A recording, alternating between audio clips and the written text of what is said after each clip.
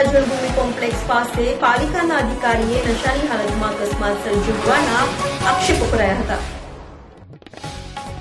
સુરતના અડાજણ ભૂમિ કોમ્પ્લેક્સ પાસે એસએમસીના અધિકારીએ મોડી રાત્રે અકસ્માત સર્જ્યો હતો. પાલિકાના 8મા ઝોનમાં ફરજ બજાવતા નીલાંગ ગાયવાલાએ પોતાની ખાનગી કારથી અકસ્માત સર્જ્યો હતો. અધિકારી પાલિકાના 8મા ઝોનમાં આસિસ્ટન્ટ એન્જિનિયર તરીકે ફરજ બજાવે છે અને દારૂના ચિકાર નશામાં અકસ્માત સર્જ્યો હોવાનું ચર્ચાયું હતું.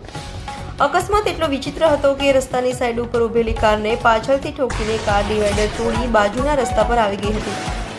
સદનસીબે આ ઘટનાના જાનહાનિ ટળી હતી. ઘટનાને લઈ મોટી સંખ્યામાં લોકોનું ટોળું એકત્ર થઈને મનપાના અધિકારીને પકડી પાડ્યો હતો.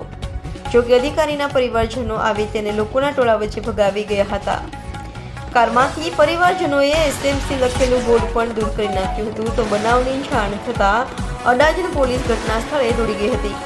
જોકે પોલીસ આવે તે પહેલા પરિવારજનો અકસ્માત સર્જનાર એસએમસી અધિકારીને ભગાવી ગયા હોય. હાલ તો આ મામલે પોલીસે તપાસ હાથ ધરી છે.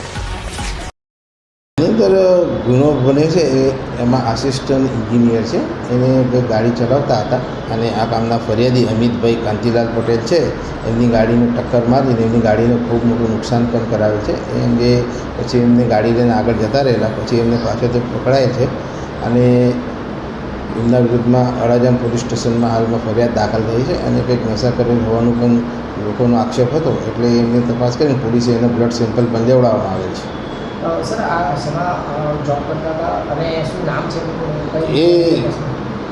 એ આસિસ્ટન્ટ એન્જિનિયર તરીકે 8મા ઝોનમાં નોકરી કરે છે અને અત્યારે તો ફરિયાદમાં એમનું અજાણા ઇસમ તરીકે 4 વ્હીલના ચાલક તરીકે નામ લખેલ છે. હવે તપાસ કરી અને એમની આગળની કાર્યવાહી થશે.